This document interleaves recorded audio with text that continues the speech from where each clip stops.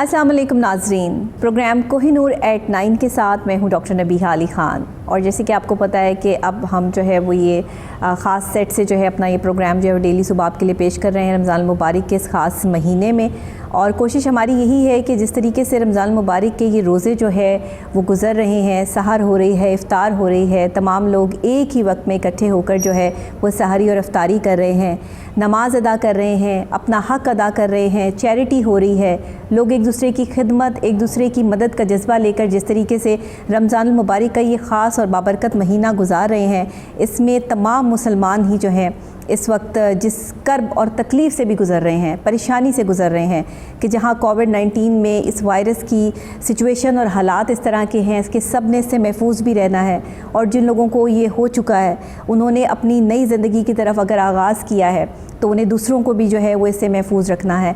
इस सिचुएशन में ये तमाम हालात में अल्लाह की बारगाह में जो रो के सरबसजदा हो के दुआ करते हैं, अपने गुनाहों की माफ़ी और तलाफ़ी के लिए अच्छे और नेक अमल करते हैं, उनके लिए अल्लाह ताला हमेशा आसानियाँ पैदा करते हैं।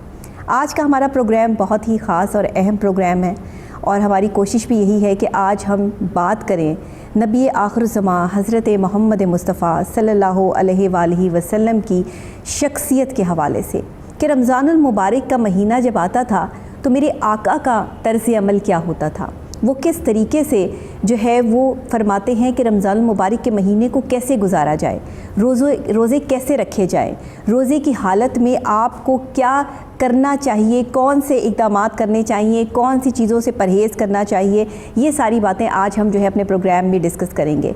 हमारे साथ हमारे स्टूडियो में हमारी बहुत ही मुअज़्ज़ज़ मेहमान, हमारी गेस्ट मौजूद हैं, इस्लामिक स्कॉलर हैं, आप तमाम लोग जानते हैं माशाल्लाह बहुत अच्छा जो है वो दर्स देती हैं, बताती हैं और जब बोलती हैं तो वाकई महसूस होता है कि आपने इस्लाम को और मेरे नबी की बात को जिस तरीके से जो है वो पहुंचाने की एक ज़िम्मेदारी ले रखी है वो बहुत ही खूबसूरत अंदाज़ है।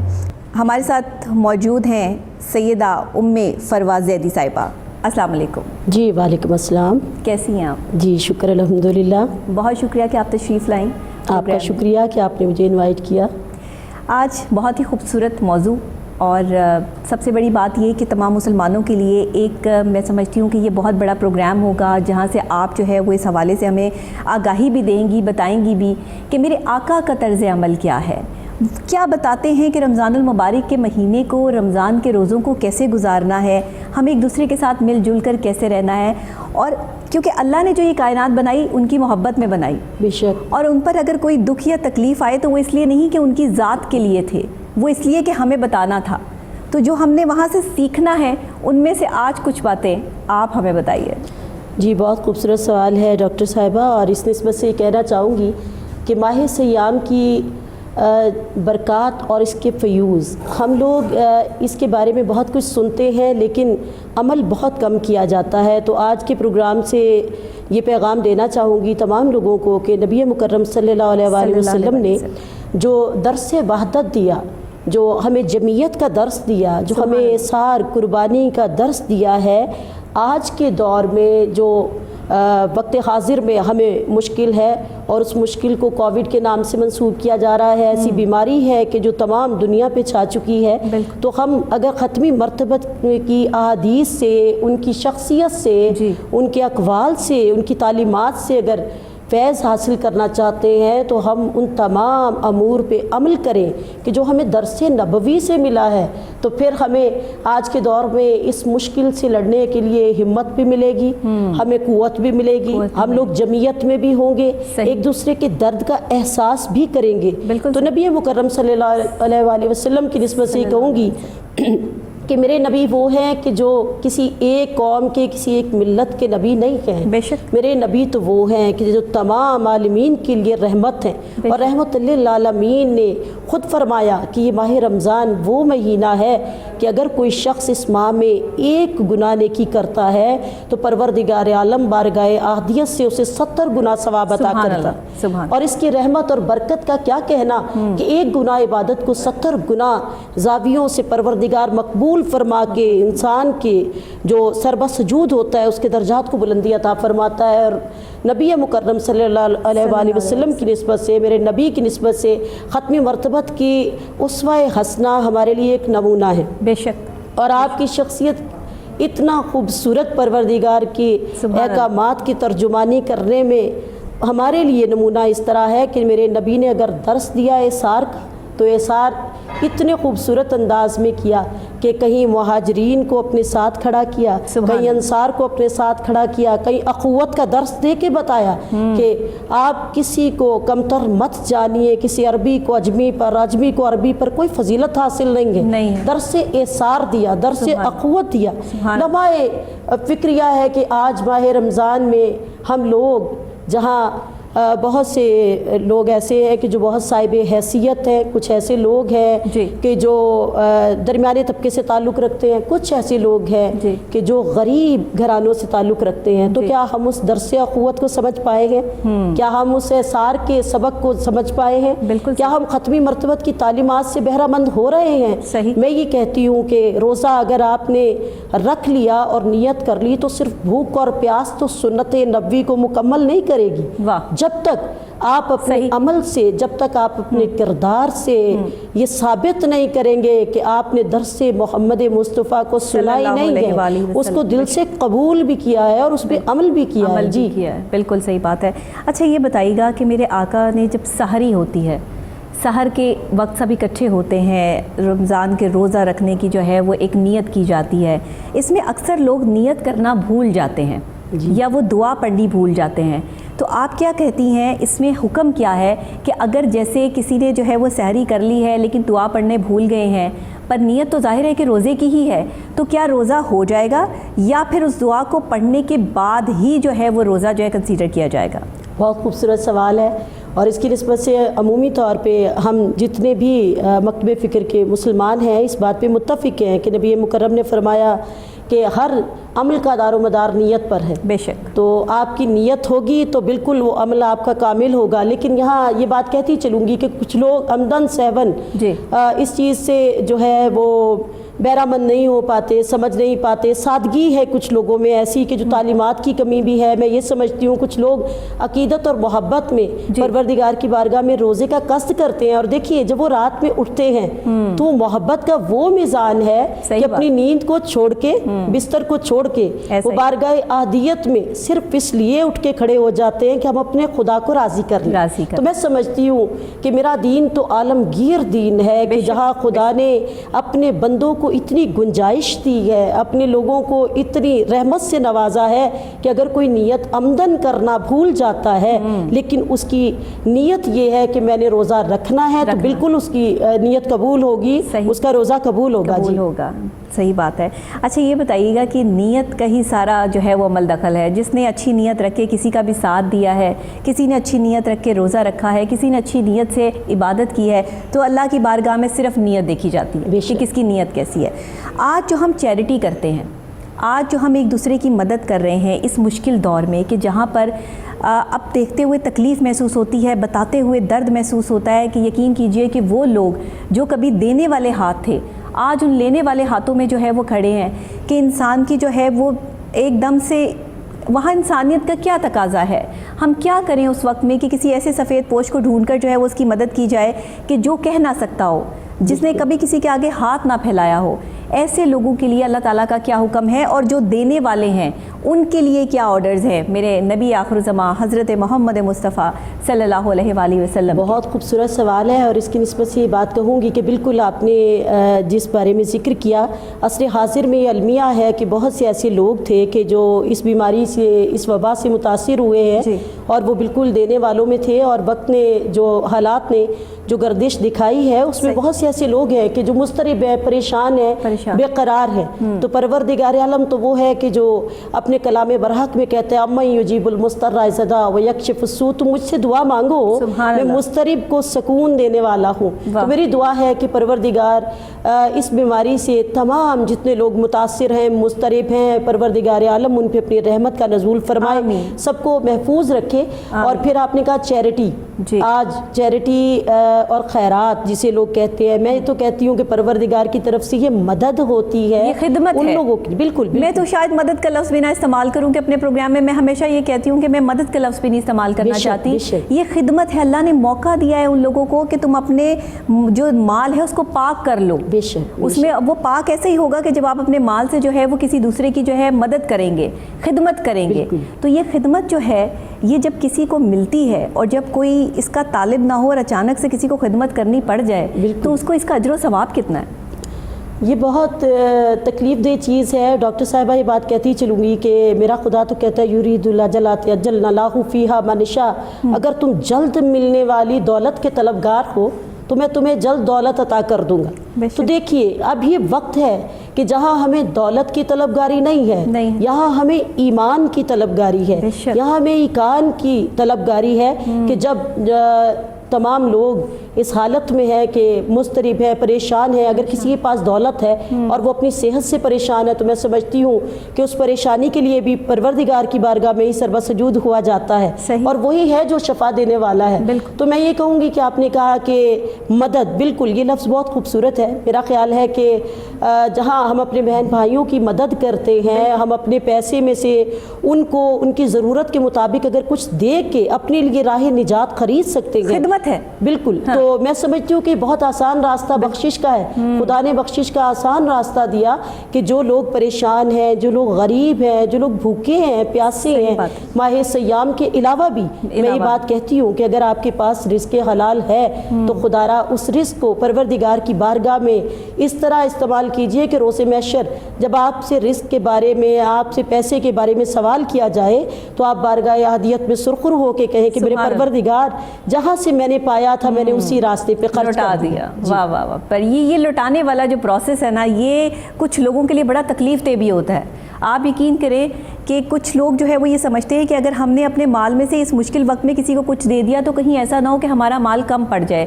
ذرا یہاں ان لوگوں کے لیے تو ذرا بتائیے کہ کیا حکم ہے میرے آقا کا, کہ وہ کیا فرماتے ہیں کہ جن کا گھرانہ یہ ہے, جو پنجتن پاک کا نظارہ یہ ہے, جو ان کے گھر کے معاملات یہ ہیں کہ اگر ایک کھجور گھر میں ہے اور کوئی سوالی آ گیا ہے تو خود نہیں کھانا, پانی سے افطار کر لینا ہے, لیکن وہ کھجور جو ہے وہ اس سوالی کو دے دینی ہے. جہاں ہمیں یہ تعلیمات دی ہوں وہاں پہ ہم اپنا پیسہ آج بچا کر رکھتے ہوں اور لوگوں کی خدمت اور مدد کے لیے استعمال نہ کرتے ہوں, تو ایسے لوگوں کے لیے جو ہے اللہ تعالیٰ کیا فرماتے ہیں؟ ڈاکٹر صاحبہ سب سے بڑی بات تو یہ ہے کہ وقت حاضر کا یہ ایک تلخ المیہ ہے کہ دولت کتنی ہی بے شمار کیوں نہ ہو, انسان صرف اپنے مقدر کا اتنا رزق کھا سکتا ہے کہ جو پروردگار نے اس سے مقسوم کیا ہے. آج جو لوگ پیسہ جمع کرتے ہیں, جو لوگ دولت جمع کرتے ہیں, جو لوگ اسراف کرتے ہیں, جو لوگ یہ سوچتے ہیں کہ شاید یہ پیسہ مال دولت ہمارے لیے زیادہ راہ بن جائے گی, تو پروردگار نے تو کہہ دیا کہ المال والبنون زینت الحیات الدنیا, مال اور اولاد تو بس دنیا کی زینت ہے. اور آپ کے ساتھ راہ نجات میں کیا جائے گا کہ جو آپ نے اپنے ہاتھ سے خرچ کیا ہے. اور پھر ماہ سیام میں میں یہ بات کہتی ہوں کہ کچھ لوگ ایسے ہیں, آپ نے کہا کہ مدد یا خیرات کی ضمن میں, تو بہت سے لوگ ایسے ہیں جو 11 ماہ میں خیرات نہیں کرتے ہیں, وہ صرف ماہ سیام میں خیرات دیتے ہیں, صرف اس نظریے کے لیے کہ شاید ثواب بکتا ہے اور ثواب خریدا جا سکتا ہے. ایسا ہرگز نہیں. جب ہماری نیت یہ ہے کہ ہم نے اپنے خدا کو رضامند کرنا ہے تو پھر ماہ سیام کے آنے کی بھی انتظار نہیں کرنی چاہیے. جو مدد کرنی ہے وہ دل سے کیجیے, بالکل دل سے کیجیے. اور اس میں یہ بات سوچ لیجئے کہ میرے نبی تو یہ بات کہتے رہے ہیں کہ اگر آپ یہ سمجھتے ہیں کہ آپ کے دل کا روزہ ہے تو پھر وہ دل کا روزہ بہترین ہے زبان کے روزے سے. اور پھر کہا کہ زبان کا روزہ بہترین ہے بطن کے روزے سے. آپ کی بھوک سے زیادہ آپ کی زبان کا روزہ قابل قبول ہے. کیوں؟ کیونکہ اگر آپ کسی کو خیرات دے رہے ہیں, زکوٰۃ دے رہے ہیں اور زبان سے ایذا پہنچا رہے ہیں تو آپ کیا فائدہ؟ وہ خیرات بھی پروردگار کی بارگاہ میں قبول نہیں ہے. تو پھر جب آپ اپنے دل کو اس طرح شفاف کر لیجئے, کتاب ربی کر لیجئے, اور اپنے عمل کو پروردگار کی بارگاہ میں اس طرح پیش کیجئے کہ اے میرے وحدہ لا شریک, تو عبادت کے قابل ہے, تو پرستش کے قابل ہے, تجھ سے عشق ہونا چاہیے. جہاں محبت کا یہ میزان ہو کہ میرے خدا میری دولت, میری جان, میری اولاد تجھ سے زیادہ عزیز نہیں ہے مجھے. پھر اپنے رب کو, اپنے محبوب کو منانے کے لیے جب انسان دل سے خرچ کرتا ہے تو بارگاہ احدیت سے ندا آتی ہے, جنت سے صدا دیتا ہے پروردگار کے ادخلی جنتی, या बदी, ए मेरे बंदे आ मेरी जन्नत में आ, जन्नत मेरी में। जन्नत तेरी तलबगार है कि तेरा अमल इतना खूबसूरत है। जी डॉक्टर साहब। ये बताइएगा कि आज हम देखते हैं कि जो अमीर इंसान है सिर्फ चैरिटी उनसे मंसूब कर दी जाती है। कहा यह जाता है कि जिसके पास जितना पैसा है वो बस अपने पैसे को जो है वो पाक करे और उसमें से कुछ जो है वो हेल्प दूसरे की कर दे। मैंने ऐसे ऐसे लोग देखे हैं, ऐसे ऐसे लोग कि जो सिर्फ एक छोटी सी मामूली सा जो है वो काम करते हैं, जिनके अपने पास भी महीने की आमदनी कोई 20-30 हज़ार से ज़्यादा नहीं होगी, शायद इससे भी कम हो, वो भी चैरिटी करते हैं। मैं एक बाबा जी के जो है वो बात यहाँ शेयर करती चलूँ कि एक जगह पर से जो है वो मैं गई, वहाँ पर मेरा जाना हुआ तो मैंने देखा कि एक बुज़ुर्ग है, वो दुकान उन्होंने बनाई हुई है, छोटी सी उनकी दुकान है और वो उस दुकान पे जो कोई आता है, जो उनसे मांगने वाला आता है, सबको जो है वो देते जा रहे हैं और कह रहे हैं कि जो है वो ये आपके लिए, आपके लिए। अब वो क्या है, वो चंद 1 रुपये हैं और वो कुछ चीज़ें हैं जो उनकी अपनी दुकान पे रखी हुई हैं, वो जिसको खाने की ज़रूरत है उसको दे रहे हैं। तो मैंने उनसे कहा बाबा जी आप ये मतलब सारा कुछ बांट देंगे तो फिर आप कमाएंगे क्या? तो उन्होंने कहा बेटा बस यही कमाई है, अल्लाह के हुजूर बस यही कमाई है कि तुम जो कुछ कमाओ वो बांट दो। बेशक, तुमने अपने साथ कुछ लेके नहीं जाना, ये हाथ भी खाली, ये हाथ भी खाली, लेकिन जो देने वाला हाथ है वो हमेशा भरा रहेगा। तो अगर आप 10 रुपये भी कमाएं तो उसमें से जो है वो 5 रुपये किसी की नज़र कर दें। लेकिन आज हम क्या करते हैं, हम कहते हैं हमारे अपने ही मामलात पूरे नहीं होते, हमारा अपना ही पूरा नहीं पड़ता। अल्लाह तो कहता है जो मुफलसी में मुझसे तिजारत करता है मैं उसको भर देता हूँ। बेशक। मुफलसी में तिजारत, ज़रा इसकी वजाहत कीजिए। बहुत खूबसूरत आपने बात की और बड़ी खूबसूरत अंदाज में जो पैगाम पहुंचाया, मैं समझती हूँ कि अहले दिल के लिए ये पैगाम बहुत खूबसूरत है। और इसके बारे में यही कहती चलूँगी, आपने नफ्स के आसा की बात की। हाँ। आपने कहा कि अगर इंसान का नफ्स परवरदिगार की बारगाह में मसजूद है, सजदा पेशानी से नहीं होता है, सही, सजदा नफ्स से होता है। जब आपका नफ्स परवरदिगार की बारगाह में ताबे हो जाए, जब आपकी रूह उस परवरदिगार को इस काबिल पाए कि वो मेरे सामने है, कि जनाब अमीर हज़रत अली अलैहिस्सलाम से जब सवाल किया गया, कहा कि मौला व आका आप कहते हैं कि मैं नमाज़ पढ़ता हूँ तो मैं अपने खुदा को रूबरू पाता हूँ। सुभान अल्लाह। तो मुस्कुरा के कहा कि हाँ मैं उस खुदा की नमाज नहीं पढ़ता कि जिसको मैं देख नहीं सकता। वाह। देखिए मार्फत का कितना बुलंद जीना है। फरमाया जब मैं चाहता हूँ कि मैं अपने परवरदिगार से बात करूँ तो मैं आलम नमाज में आ जाता हूँ, मैं अपने माबूद हकीकी से गुफ्तगू करता हूँ। फरमाया कि जब मेरा दिल चाहता है कि मेरा खुदा मुझसे बात करे तो मैं कुरान करीम की तिलावत करता हूँ। तो नफ्स के आसा की बात यह है, आपने कहा कि खुदा से तिजारत, तो तिजारत का ये अंदाज ये ज़रूरी नहीं है कि बहुत ज़्यादा कसीर रिस्क। अब अंदाज़ा तो लगाइए इस जुमले का कि अल्लाह से तिजारत कर सकते हैं हम। भला हमारी ऐसी जिसारत कि हमारे जो अल्लाह ने दिया हुआ है, पूरी दुनिया अल्लाह ने बनाई, एक एक ज़र्रा एक एक लम्हा अल्लाह ने बनाया, हम भला अल्लाह से तिजारत कैसे कर सकते हैं? अल्लाह ताला खुद फरमा रहे हैं कि अपने माल से जो है वो मुझसे तिजारत कर लो। बेशक बेशक बात। परवरदिगार फरमाता है युकरिज़ुल्लाह क़र्ज़ा हसना, तुम में कौन है जो मुझे कर्ज़ाए हसना। अंदाज़ा लगाइए, देखिए कितना खूबसूरत अंदाज है, कितनी बड़ी बात है। बेशक खालिक हकीकी परवरदिगार आलम, जो ज़मीन और आसमान को करार देने वाला है, जो समंदरों को तुग़यानी अता करने वाला है, जो हवाओं को रवानी देने वाला है, कोसारों की कीले गाड़ देने वाला। और परवरदिगार वो है कि जो बग़ैर सहारे के कश्तियों को समंदर में रवा करता है। तो मेरे खालिक हकीकी तुझे कर्ज़ाए हसना की क्या ज़रूरत है? मेरे मालिक किस लिए कर्ज़ाए हसना? ये जो माह सयाम है, आप देखिए कि यहाँ परवरदिगार आलम ने अगर इस तरह मुखातिब किया तो तमाम अपने इंसानों को दावत फ़िक्र दी है। आओ खुदा से तिजारत करो। तिजारत किस तरह होगी, कर्जा किस तरह खुदा को दिया जाएगा? आप यहाँ 1 गुना अमल कीजिए, वहाँ 70 गुना परवरदिगार आपको इसके बदले में अफजाना देगा। तो मैं ये समझती हूँ कि नफ्स की तिजारत है। जहाँ हम लोग आज रोज़ा रखते हैं, पानी मुयस्सर है, पीते नहीं है, खाना मुयस्सर है, खाते नहीं है। क्यों? क्योंकि महबूब नाराज ना हो जाए। हुक्म नहीं है, ऑर्डर्स नहीं है, आपने वो नहीं काम करना। बिल्कुल बिल्कुल। आप देखिए कि यहाँ जहाँ हम लोग हुक्म रब्बी किताबें हैं जी, हम रोज़ा रखते हैं, मुद्दत मुय्यना तक खाना भी मुयस्सर है, पानी भी मुयस्सर है, लेकिन रज़ाए रब्बी की खातिर हम लोग नहीं खाते हैं। तो 11 माह हम अपने नफ्स का ऐसा इस तरह आसा क्यों नहीं कर सकते? क्यों हम बुराइयों से इज्तनाब नहीं करते? क्यों हम कभी अमाल से पीछे नहीं हट जाते? क्यों हम लोग ये नहीं सोचते कि हमारे छोटे छोटे गुनाह ہمیں ہمارے خالق سے دور کر دیں گے، ہمیں ہمارے مالک سے دور کر دیں گے اور ہماری نجات مشکل ہو جائے گی۔ تو پھر تجارت تو یہی ہے کہ جو کچھ ہے راہ خدا میں لٹا دیا جائے، صرف یہ سوچ کے کہ پروردگار تو اس قابل ہے کہ تو ہی عطا کرنے والا ہے، تو ہی دینے والا ہے۔ اور وہ کہتا ہے کہ میں جس سے چاہتا ہوں بادشاہت عطا کرتا ہوں، جس سے چاہتا ہوں چھین لیتا ہوں۔ تو اس کی قدرت کے کیا کہنے، اس قدرت کاملہ کی صدقے کہ میرے پروردگار نے یہ بات انسان کو بتا دی ہے کہ تمہارا نفس جب جب خدا کی بارگاہ میں جھکے گا، بکے گا، تجارت کرو گے، تب تب خدا کی رحمتیں تم پر اتمام ہو جائیں گی۔ اور یہی وجہ ہے کہ ہمارے انبیاء، اولیاء، اوصیاء آج انسان ضرور تھے لیکن آج ان کے مرتبے ایسے ہیں کہ خدا نے قرآن میں ان کی مدح سرائی کی ہے۔ تو میں سمجھتی ہوں کہ امت محمدیہ کے لیے بہترین پروردگار کی بارگاہ سے پیغام ہے۔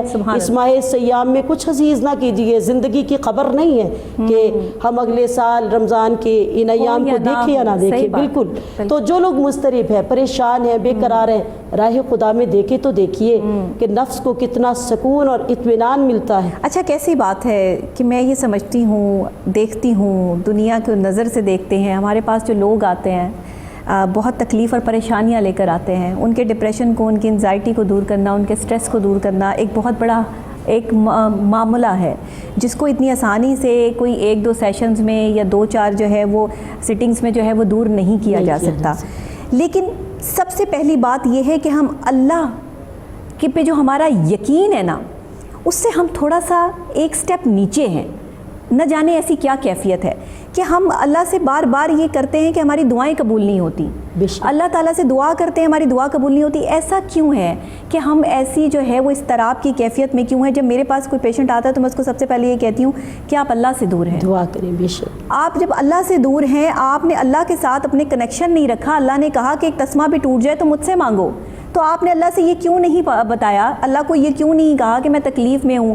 تو وہ آگے سے مجھے جواب یہ ملتا ہے کہ جب ہم نے اللہ کو یہ کہا کہ ہم تکلیف میں ہیں تبھی تو ہم آپ کے پاس پہنچ گئے، تو اللہ نے یہ ہمیں وسیلہ جو ہے وہ بنا دیا۔ تو یہ ایک ذمہ داری مجھ پر بھی آ گئی اس وقت، اور یہ اس شخصیت پر بھی آ گئی کہ جس نے اللہ کے ساتھ اگر اپنا کنیکشن بہت اچھا رکھا ہوتا، بڑے بڑے طوفان آتے ہیں، بڑی بڑی تکلیفیں، پریشانیاں انبیاء اولیاء کرام نے جھیلی ہیں، اور اس سے بڑا غم، غم حسین سے بڑا غم کوئی نہیں ہے دنیا میں۔ اس غم سے بڑا غم جو ہے وہ کیا ہوگا جو آل رسول نے جو ہے وہ دیکھا، اس کو برداشت کیا، اور اسلام کا جھنڈا آج بھی سر بلند ہے، آج بھی لوگ جو ہے وہ اس کا نام لیتے ہیں۔ تو یہ بتائیے گا کہ لوگوں کو یہ بتائیے کہ آج جو سٹریس پھیل گیا ہے، جو ڈپریشن پھیل گیا ہے، اس کی وجوہات کیا ہے؟ ڈاکٹر صاحبہ آپ نے بالکل بات درست کہی کہ جہاں لوگوں کی پریشانی اور اضطراب کا یہ عالم ہے، وہاں سب سے پہلے میں پیغام برسر ممبر بھی یہی پیغام دیتی ہوں، اور 22 سال میں نے اپنی پریچنگ میں اس بات پہ بہت زور دیا کہ میری مائیں، بہنیں، بیٹیاں جہاں جہاں ہیں، آج دیکھیے ہر گھر میں خواہ وہ بیٹی ہے، خواہ وہ بہن ہے، خواہ وہ ماں ہے، عورت کا ایک مرکزی کردار ہے۔ بالکل، لیکن صد ہے لمحہ فکریہ آج ہمارے گھروں میں کلام پاک کو ایک صحیفہ قرار دے کے خوبصورت کور چڑھا کے رکھ دیا گیا الماریوں میں، اس سے فیضیاب نہیں ہوا جاتا۔ صبح کی ساعتوں میں قرآن گھروں میں اب نہیں کھلتے، بہت کم ایسا ہوتا ہے کہ مائیں بہنیں بیٹیاں ان اوقات میں سو رہی ہوتی ہیں کہ جس وقت پروردگار عالم کی رحمتوں کا وقت ہوتا ہے، جب خدا کہتا ہے ادعونی استجب لکم، ہے کوئی جو مجھ سے طلب کرے، ہے کوئی جو مجھ سے دعا مانگے۔ تو دعا کے اوقات میں خواب غفلت میں لوگ سو رہے ہوتے ہیں، اور پھر جہاں جہاں دین خدا کی حدوں کو کراس کر لیا جاتا ہے، جہاں جہاں حدود و قیود کو کراس کیا جاتا ہے، وہاں مشکلات کا سامنا آتا ہے۔ دیکھیے آج ہم لوگ اعتدال پسندی میں نہیں ہیں، آج کسی کے پاس دولت ہے، تو میں آج ماہ سیام کی نسبت سے آپ کے چینل کے توسل سے پیغام دوں گی، ایک فوبیا، ایک کریز میری قوم کی ماؤں، بہنوں، بیٹیوں کو ہو گیا ہے۔ وہ کیا ہے؟ ہم برانڈڈ کپڑے پہنیں گے، ہم برانڈڈ جوتے پہنیں گے، برانڈڈ پرس لیں گے۔ جب آپ کے اخراجات لاکھوں میں ہوں گے تو آپ کا کمانے والا ہر ناجائز راستہ اختیار کرے گا کہ وہ آپ کی ضرورت کو پورا کرے۔ اب وہ کمانے والا بھی گناہ گار ہے، اور پھر اس گناہ کی رقم سے جو لباس آپ نے خرید کے پہنا آپ خود بھی گناہ گار ہیں۔ تو آپ دیکھیے کہ وہاں قرب الہی کیسے ہو کہ جہاں تمام حدود و قیود جو ہیں وہ ختم کر دی جاتی ہیں، جہاں پروردگار کی رحمت کی بات آتی ہے تو وہاں جناب سیدہ فاطمہ الزہرا سلام اللہ علیہا جیسی بی بی نے وہ لباس پہنا کہ جس لباس پہ پیوند لگے ہوئے۔ صحیح کہہ رہی ہیں آپ، صحیح فرما رہی ہیں۔ میں یہ سوال کرتی ہوں کیا تاریخ اسلام میں جناب سیدہ سے بڑی بھی کوئی بی بی ہے؟ نہ، آپ دیکھیے کہ ان کے لباس، ان کے اطوار، ان کے اعمال کیسے خوبصورت ہے، درس ہے خواتین کے لیے۔ آج ہماری مائیں، بہنیں، بیٹیاں درس حقیقت کو جھٹلا کے کہاں سے بقا تلاش کرتی ہیں؟ آج ہم ایک دوڑ میں لگ گئے ہیں، آگے پیچھے بھاگ رہے ہیں ایک دوسرے سے، فلاں نے 12,000 کا سوٹ پہننا ہے تو میں نے جو ہے وہ 14 کا پہننا ہے، تبھی جو ہے وہ میں لگوں گی کہ میں بھی کچھ ہوں۔ اور آج سم تھنگ ہونے کو جو ہے وہ لوگ ڈھونڈ رہے ہیں، خواتین ڈھونڈ رہی ہیں کہ وہ برانڈڈ لباس میں ہے۔ اصل میں ہم سمجھتے ہیں کہ شاید ہماری بھی غلطیاں ہیں۔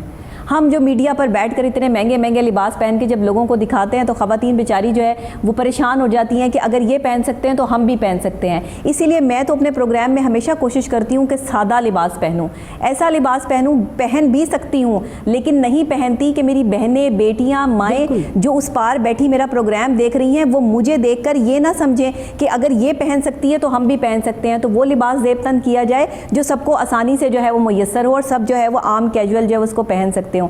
یہ ہماری اینکرز کی بھی بہت ساری جو ہے وہ چیزیں ہیں، ہم اس چیز کو جو ہے وہ مانتے ہیں، لیکن بہت سارے ہمارے اینکرز ایسے ہیں جو اس چیز کا بہت خیال رکھتے ہیں۔ اور میری گزارش بھی اپنے پروگرام کے تھرو تمام اینکر سے یہی ہے کہ ہم تو ڈیزائنر کے کپڑے پہن کے بیٹھ جاتے ہیں، لیکن اس بہن، اس بیٹی کا کیا جس نے اپنے باپ سے اور اپنے شوہر سے جو ہے وہ یہ کہنا ہے کہ مجھے یہ برانڈ سوٹ جو ہے وہ چاہیے جو اس نے پہن رکھا ہے۔ تو کیوں نہ آپ بھی سادگی کو اپنائیں، جو آپ کے پاس کپڑے ہیں آپ وہی پہن کے بیٹھیں تاکہ ہمارے سامنے والے بھی وہی چیز سیکھیں۔ اور یہی تو ہمارے آقا کا عمل ہے، یہی تو جو ہے پنجتن پاک کے گھرانے سے ہمیں جو ہے وہ ملا ہے۔ اور سید الفاطمۃ الزہرا سلام اللہ علیہ کا یہی تو ایک درس ہے جو ہمارے پاس ہے کہ ان کی سادگی، ان کی محبت، ان کی چاہت جو ہے۔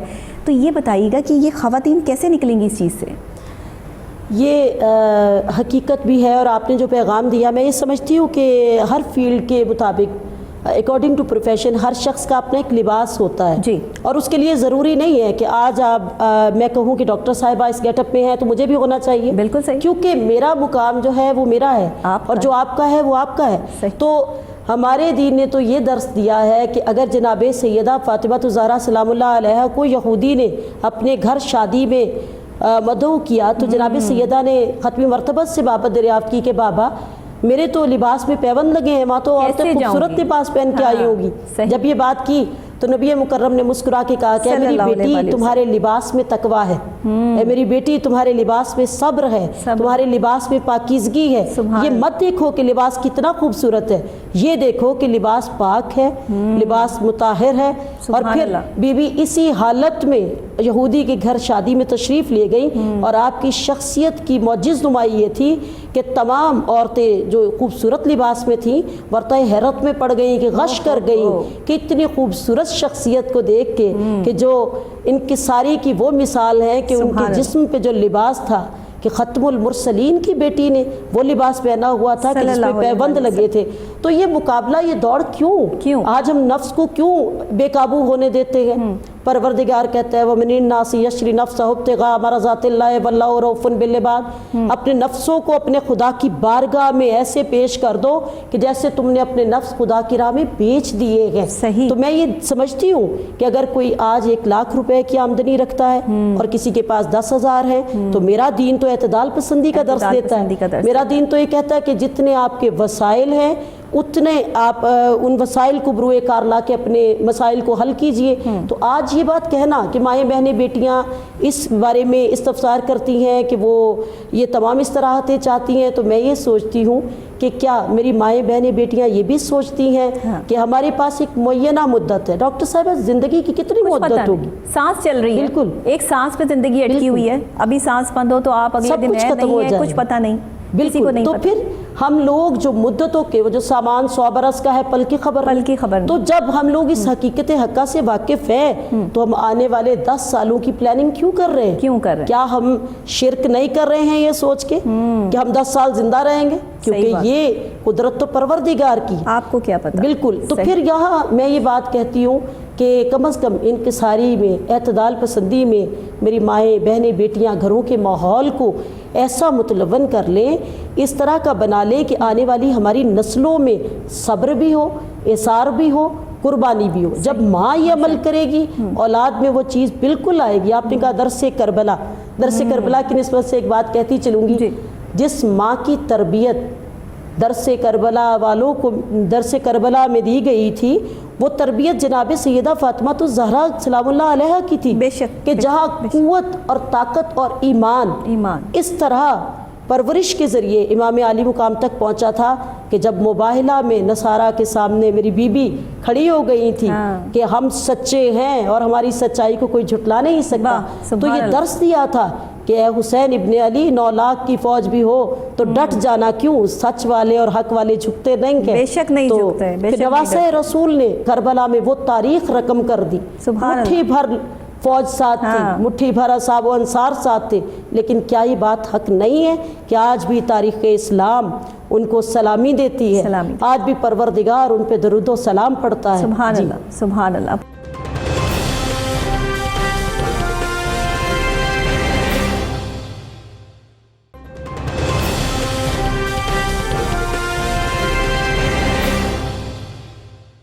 سمت میں نکلی اور جس سمت سے جو ہے یہ گزری ہے، میں سمجھتی ہوں کہ یہ سننے والوں کے لیے بھی بہت بڑی معنی رکھتی ہے کہ آپ جتنی خوبصورتی سے جو ہے وہ یہ بیان کر رہی ہیں.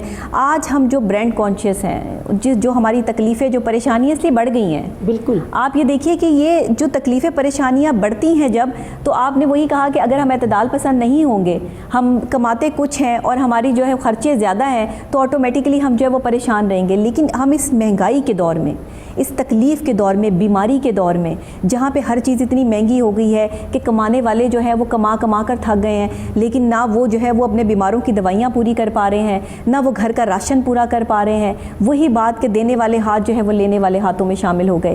اس دور میں میرے آقا نے، رسول اکرم صلی اللہ علیہ وآلہ وسلم نے کیا فرمایا؟ ہمیں کیسے صبر کرنا ہے، ہمیں کیسے چلنا ہے؟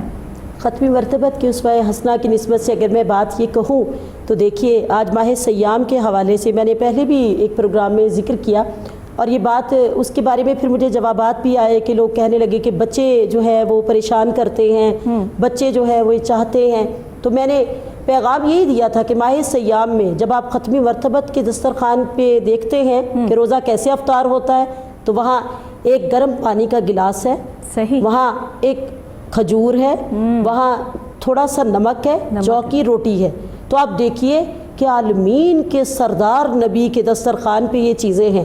آج ماہ سیام میں جب روزہ رکھ لیا جاتا ہے تو میرا خیال ہے کہ کوشش کی جاتی ہے کہ روزہ رکھ کے نہ جانے کس پہ احسان ہو رہا ہے. جی سو جاتے ہیں بالکل لوگ، تو تمام دن استراحت میں گزرتا ہے، اور کوشش کی جاتی ہے کہ روزے کا وقت گزر جائے. تو یہ کیا ایمان ہوا کہ آپ سو کے وہ وقت گزار رہے ہیں جو آپ کے حبیب سے قربت کا وقت ہے، جو آپ نے اپنے خدا کے ساتھ گفتگو کرنی ہے. کہ اچھا اٹھ کے اس بھوک کو محسوس تو کر لیں. میں نے ایک صاحب کو کہا، میں نے کہا کہ آپ روزہ رکھ کے جو ہے وہ سو جاتے ہیں، سو کر آپ جو ہے وہ اٹھتے ہیں، جو ہے عصر اور مغرب کے درمیان کا جو ہے وہ وقت ہے، تو اس وقت میں آپ کو کیا فیل ہوا کہ اللہ نے تو یہ بتایا ہے کہ تم اس بھوک کو محسوس کرو جو 11 مہینے میرے وہ بندے محسوس کرتے ہیں جن کو اتنی اعلیٰ ترین چیزیں میسر نہیں ہیں. میں تو جو ہے وہ اللہ تعالیٰ معاف کرے کہ غریب کا لفظ بھی استعمال نہیں کرنا چاہتے کہ ہم جو ہے وہ اس طرح کے الفاظات بھی جو ہے وہ استعمال کریں.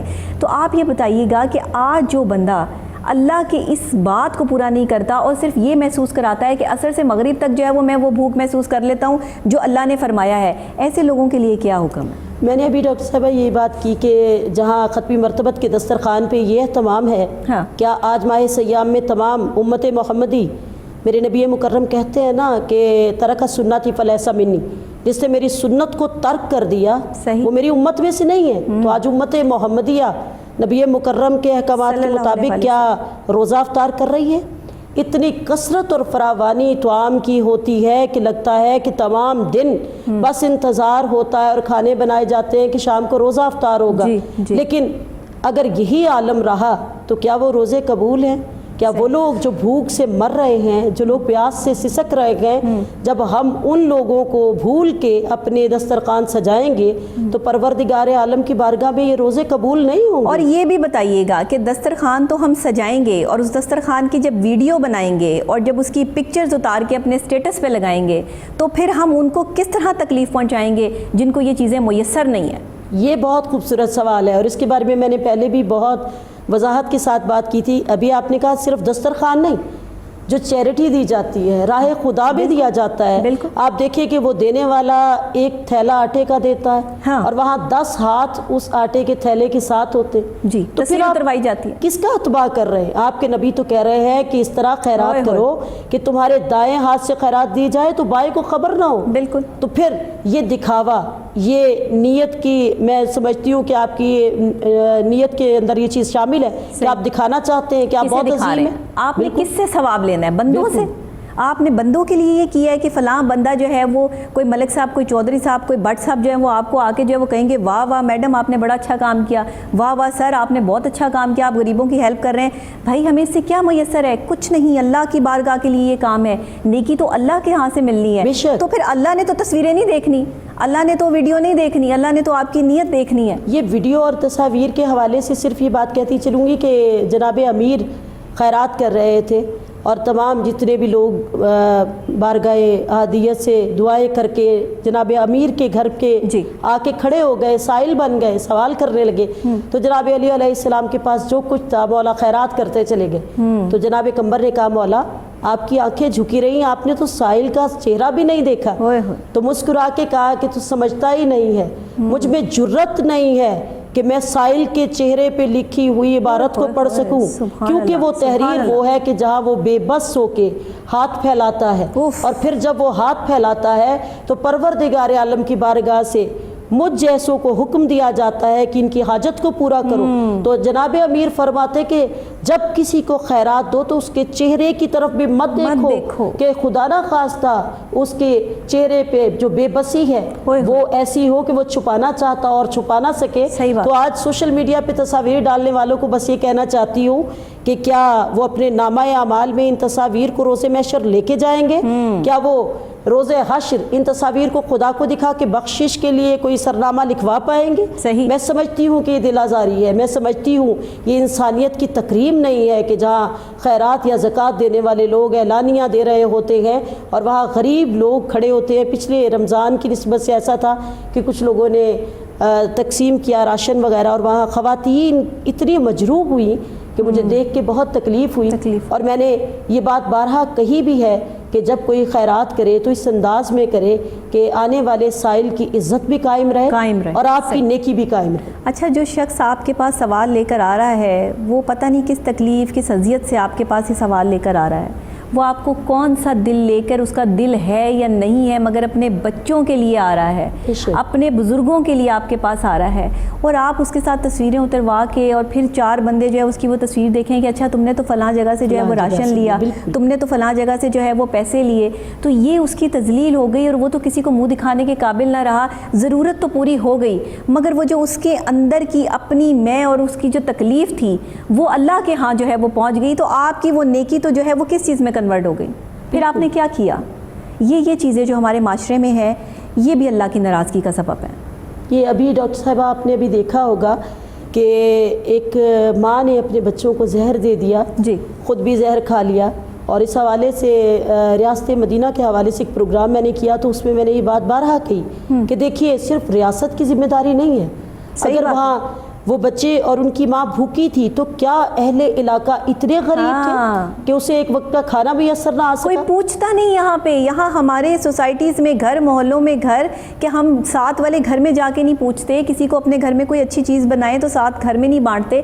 آج بھی میرے گھر کا جو ہے وہ میں اپنی والدہ کو جو ہے وہ یہاں پہ سلام پیش کرنا چاہوں گی کہ میری والدہ، میں نے اپنی بچپن سے جب بھی آنکھ کھولی تو ہمارے گھر میں جو کوئی چیز بنتی تھی، کڑی بنتی تھی، ساگ بنتا تھا، کچھ اچھی چیز بنتی تھی، تو میری والدہ اکثر میں منع بھی کرتی تھی کہ امی کیا آپ ساری جگہوں پہ بانٹتی ہیں، اس کو بھی دیں اس کو بھی دیں، پورے علاقے میں جو ہے وہ آپ کی یہ چیزیں جو ہے وہ جاتی ہیں۔ تو وہ مجھے کہتی تھی کہ تم اس میں نہیں بولو گی، یہ میرا اور اللہ کا معاملہ ہے۔ کڑی بیٹا بہت لوگوں کو پسند ہے، مشکل سے بنتی ہے، لوگ نہیں بنا پاتے، ساگ بہت سارے لوگوں کو پسند ہے، کھیر لوگوں کو پسند ہے، لیکن یہ مشکل چیزیں لوگ نہیں بنا پاتے، تو جب آپ بناؤ تو لوگوں کو بھی بانٹو۔ تو یہ چیزیں میں نے ان سے سیکھیں، اور پھر میں نے اس چیز کو جو ہے وہ اپنی ہیبٹ بنایا کہ جو اچھی چیز میں بناؤں وہ اپنے ارد گرد کے جتنے بھی لوگ ہیں، چاہے وہ افورڈ کر سکتے ہیں یا نہیں کر سکتے، ہو سکتا ہے اس وقت ان کا دل ہو، وہ کھانا چاہتے ہیں اور انہیں وہ چیز میسر آ جائے، تو یہ بھی تو کتنی بڑی نیکی ہے کہ ان کے دل سے دعا نکلے۔ نفس میں احسار کی تربیت ہے، نفس میں احسار کی تربیت ہے۔ جب ایک ماں ہے اس کے تربیت میں چیز شامل ہے، اس کے نفس میں اثار ہے، وہ چاہتی ہے کہ جو چیز میرے پاس ہے وہ اور لوگوں کے پاس بھی ہو۔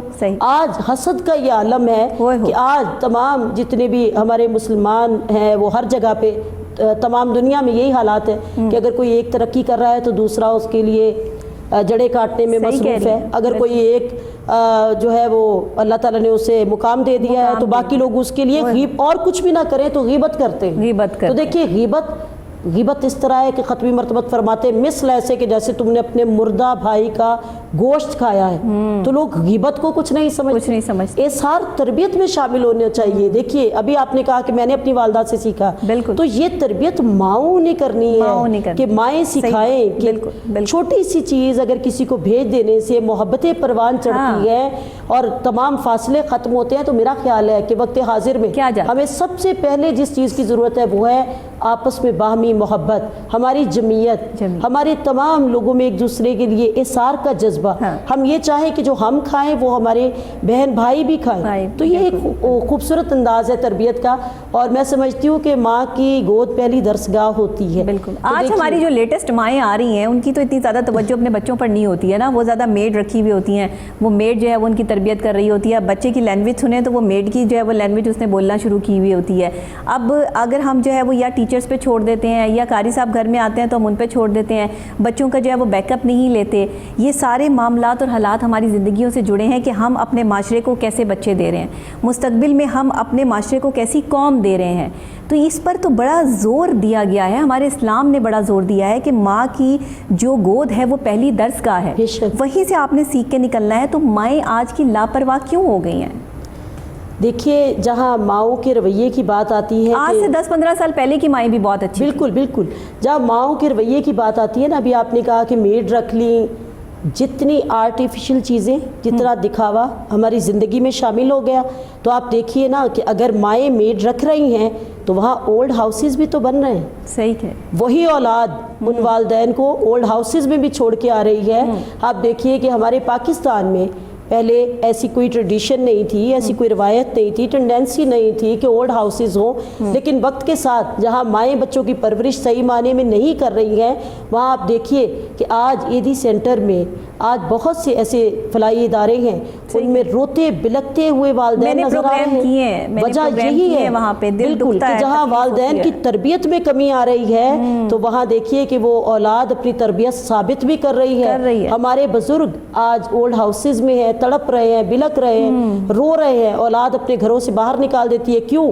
کیونکہ جو وقت والدین نے اپنی اولاد کو نہیں دیا وہ اولاد بھی والدین کو وقت نہیں دے گی۔ پروردگار کہتا ہے رب ارحمہما کما ربیانی صغیرہ، اپنے والدین پہ ایسے رحم کرو کہ جیسے بچپن میں انہوں نے تم پہ کیا تھا۔ بالکل صحیح۔ تو جو مائیں بچپن میں اپنی اولاد پہ یہ بے رحمی کرتی ہیں کہ ان کو پالنے کے لیے بھی میڈ رکھتی ہیں، ان کو پڑھانے کے لیے بھی ٹیوٹر رکھتی ہیں اور ان کے پاس وقت نہیں ہے، تو وہ پھر اس بارے میں بالکل بھی متمنی نہ ہو کہ ان کی اولاد انہیں مستقبل میں وقت دے گی۔ صحیح بات۔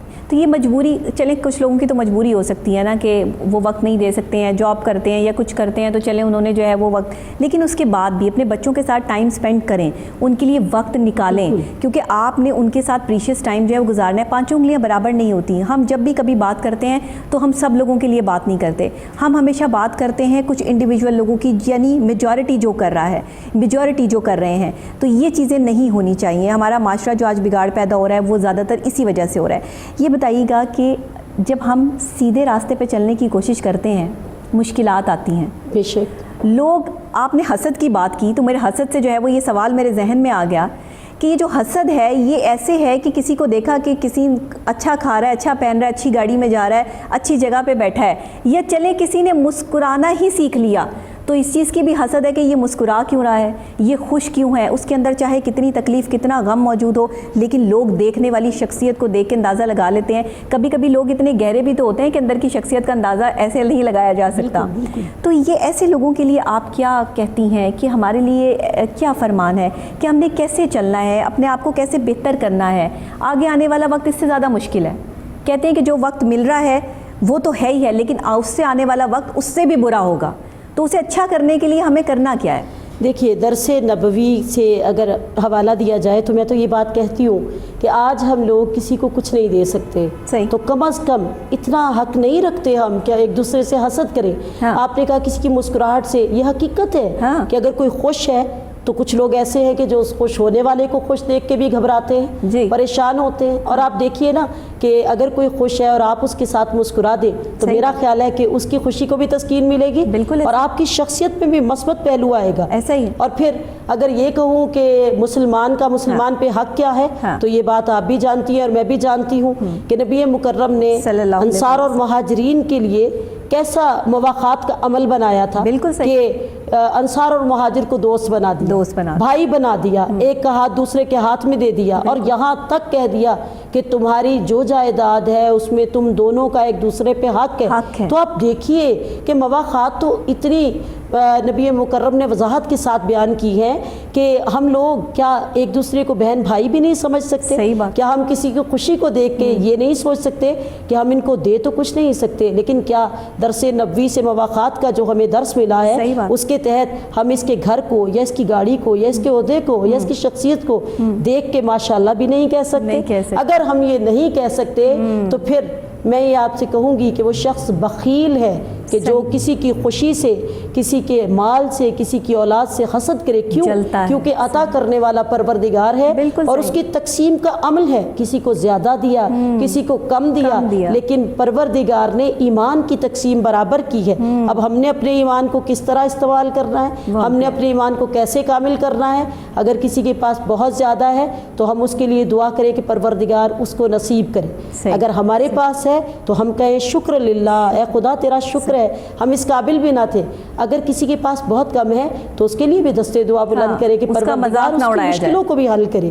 تو یہ ماہ سیام ہمارے لیے وہ رحمتیں لے کے آیا ہے کہ ہم ماہ سیام کے روح کو، اس کی حقیقی معنی کو سمجھ نہیں پا رہے ہیں۔ لوگ صرف روزہ رکھتے ہیں اور پھر افطار کی تیاری کرتے ہیں اور زبان سے ایذا پہنچاتے ہیں، اعمال سے ایذا پہنچاتے ہیں، اجر ادا نہیں ہو رہا، وہ حق ادا نہیں کر پا رہے ہیں ماہ سیام کا کہ جو پروردگار نے ہماری طرف لازم قرار دیا ہے۔ یہ تو 11 ماہ کے بعد وہ مہینہ ہے کہ جس میں خدا تعلیمات اس طرح دیتا ہے، آپ بھوکے رہتے ہیں، آپ کو احساس ہوتا ہے کہ غریب فقیر لوگ جو بہت مضطرب ہیں، جو بالکل دامن خالی ہیں، ان کے لیے کس طرح بھوک تکلیف دہ ہے، کیا گزرتی ہے ان کی اولاد۔ آج ہمارے بچے روزہ رکھتے ہیں، ہم سوچتے ہیں ہمارے بچے بھوکے ہیں، ہمارا اپنا روزہ ہوتا ہے لیکن ہم اپنے بچوں کو دیکھتے ہیں کہ ہمارے بچے آج بھوکے ہیں، اور اس بچے کا بہت احساس کرتے ہیں۔ تو ہم کیوں نہیں سوچتے کہ جو غریب لوگ ہیں، جو بچے ہیں، ایسے طفل ہیں جن کو کھانے کے لیے نہیں ملتا،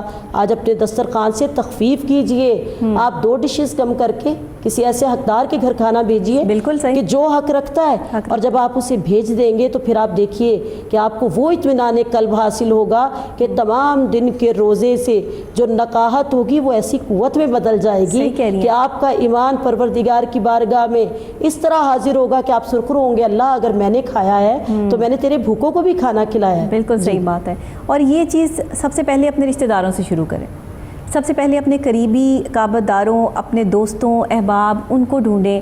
ہم کرتے کیا ہیں کہ ہمارا دوست ساتھ ہی بیٹھا ہوتا ہے، اس کو ہم بڑی بڑی باتیں سنا رہے ہوتے ہیں، اس کی پہنچ وہاں تک نہیں ہوتی، اور ہم اس سے وہ باتیں کر رہے ہوتے ہیں جو اس کے دل کو جلا رہی ہوتی ہیں یا اس کو تکلیف پہنچا رہی ہوتی ہیں، اور ہم اپنی جو ہے وہ شیخی بگار رہے ہوتے ہیں۔ میں اس کو یہی لفظ استعمال کروں گی، شاید اردو میں اس کا جو ہے بہترین لفظ شیخی بگارنا ہی جو ہے وہ یہاں پر استعمال ہونا چاہیے۔ تو آپ کیا کہتی ہیں کہ یہ جو لوگ ہیں جو اپنے آپ پہ تکبر میں آ جاتے ہیں، غرور میں آ جاتے ہیں، اپنے دوستوں کو سناتے ہیں، رشتہ داروں کو سناتے ہیں، ذرا سی کوئی چیز لے لی تو ادھر بھی کہتے پھریں گے، ادھر بھی کہتے پھریں گے، میں نے ایسے لیا، ایسے کیا، ایسے کیا، تو یہ ہم ان کو اذیت نہیں پہنچا رہے جو اس چیز تک جو ہے وہ نہیں پہنچ سکتے؟ ایسے لوگوں کا کیا کرنا چاہیے؟ جی ایسے لوگوں کی کثرت ہے ہماری کثرت، میں کہتی ہوں بھرے پڑے ہیں ہر جگہ، ہر گھر میں ایک شخص ایسا موجود ہے۔ بالکل، اور اس میں یہ نہیں ہے کہ کسی ایک کلاس کی بارے میں بات کی جا سکتی ہے، سب اگر کوئی بہت غریب بھی ہے اور وہ کوئی چیز خرید لیتا ہے تو دکھاوے کا عنصر ایسا ہے کہ وہ جب تک اس کو ہائی لائٹ نہیں کر لے گا، دکھا نہیں لے گا، پبلش نہیں کر لے گا، तब तक उसे सुकून नहीं मिलेगा। हाँ। तो देखिए, दिखावे की निस्बत से अगर बात करूं तो फिर वही बात आ जाती है कि हमारे दीन ने दिखावे के बारे में क्या कहा। हाँ। नबी मुकर्रम सल्लल्लाहु अलैहि वसल्लम की वो ज़ात मुबारका है कि मेरे नबी अगर पाँव में नालैन पहनते हैं तो खजूर की वो टूटी हुई नालैन है कि जिसे बारहा नबी मुकर्रम ने खुद सिया है, सही पाँव में पहनी। सुभान अल्लाह। और उनके कदम कौन से हैं? कदम वो हैं जो सिदरतुल मुंतहा पे पहुंच गए थे। कदम वो हैं कि मेरा परवरदिगार कहता रहा था कदम ज़हाल फ़ीए लियतशर्रफ़ु बिग़ुबारे का नाली का, मेरे मोहम्मद आ ना, तेरे पाँव में पहनी हुई नालैन की गर्द, तेरे पाँव में पहनी हुई नालैन की खाक आज मेरे अर्श को अर्श मुअल्ला कर जाएगी। तो देखिए सादगी का क्या कहना, उस उसवाए हसना का क्या कहना। तो क्या नबी मुकर्रम ने अपनी वो नालैन लोगों को सिर्फ सजाने के लिए दिखाई थी? हाँ। सिर्फ इसलिए कि लोग सीने पे सजा लें और उसकी हकीकत को ना जाने? आज नालैन मोहम्मद मुस्तफ़ा सल्लल्लाहु अलैहि वसल्लम सीनों पे तो सजती है, लेकिन उन दिलों पे भी तासीर लीजिए और समझिए कि मेरे नबी दिखावे को कभी काबिल कबूल करार नहीं देते हैं। मेरे नबी दिखावे के तकब्बुर करने वाले के कभी दोस्त नहीं हो सकते। मेरे नबी तो फरमाते रहे कि तकब्बुर सिर्फ उस ज़ात के लिए है जो मुतकब्बिर है, जो ज़ुल जलाल वल इकराम है। जी बहुत शुक्रिया आपका। आपने बहुत खूबसूरत अंदाज़ से जो है वो आज के प्रोग्राम को जो है वो बहुत बेहतरीन अंदाज़ से जो है वो बताया। मेरे सवालात के जो जवाब जितने खूबसूरत अंदाज़ से आपने जो है वो दिए, मेरे नाजरीन को भी और मुझे भी जो है वो हमने बहुत कुछ सीखा इस चीज़ से। बहुत शुक्रिया आपका। नाजरीन आपका भी बहुत शुक्रिया कि प्रोग्राम में आप मेरे साथ रहे और आप मेरे साथ होते हैं। इस प्रोग्राम को आप पसंद करते हैं। एक नए अंदाज से आप जो है कोहिनूर एट 9 जो है रमज़ान मुबारक की इस ख़ास सातों में जो है वो देखेंगे और स्पेशल जो है वो हम आपके लिए जो है वो पेश भी करेंगे। रोज़ाना जो है वो ये प्रोग्राम आप सेम टाइम सेम चैनल देख सकते हैं, सुबह 9 बजे, और रिपीट में आप इसको दोपहर 2 बजे और रात को 12 बजे देख सकते हैं। इसी के साथ अगर आप जो है वो सोशल मीडिया पे जाना चाहते हैं तो यूट्यूब पे Kohinoor eight 9 with doctor Nabiha Ali Khan लिखिए तो आपको हमारे प्रोग्राम की जो है वो लिस्ट भी अवेलेबल होगी और जो प्रोग्राम मिस हो जाए आप वहाँ से भी देख सकते हैं। कमेंट भी कीजिए जो पूछना चाहते हैं, कोई सवालात हैं, कोई दिल में खलिश है, कोई तकलीफ़, कोई परेशानी है जिसको शेयर करना चाहते हैं तो ज़रूर कर सकते हैं। कल सुबह के लिए जो है तक मुझे इजाज़त दीजिए डॉक्टर नबीहा अली खान को। फिर मुलाकात होगी आपसे नए टॉपिक और नए अंदाज के साथ। तब तक के लिए अल्लाह ने के बाद।